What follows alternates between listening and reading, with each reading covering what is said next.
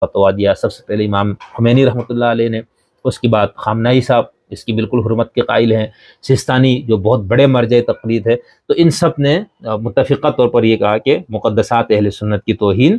حرام ہے، یہ نہیں کہا مکروہ ہے، حرام۔ اس کا مطلب یہ ہے جو غامدی صاحب بھی بات کر رہے تھے کہ علماء کی سطح سے یہ بات آنی چاہیے، وہ آنی چاہیے۔ پاکستان کے اندر اب وہ بات یا پہنچتی نہیں ہے، یا پہنچنے کے باوجود جو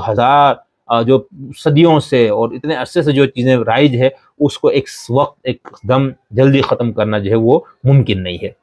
اچھا، اب یہاں پر جو بار بار بات کی گئی کہ وہ صحابی کی تعریف ہے، مقدسات کی لسٹ کیا ہے، تو دیکھیں اس میں سے بہت ساروں کا تو آپ کو معلوم ہے کون ہے، اس میں کچھ ہے جیسا امیر معاویہ، ابو سفیان وغیرہ۔ تو اب امیر معاویہ کے بارے میں زیادہ مسئلہ تھا، ٹھیک ہے، ان کے حوالے سے کمپرومائز کرنے کے لیے شیعہ بھی تیار نہیں، تو وہ یہ تانا بھی دیتے ہوئے تم تو اپنے مقدسات کی لسٹ بناتے جا رہے ہو، حالانکہ امیر معاویہ، ابو سفیان صحابی کی جو اہل سنت کے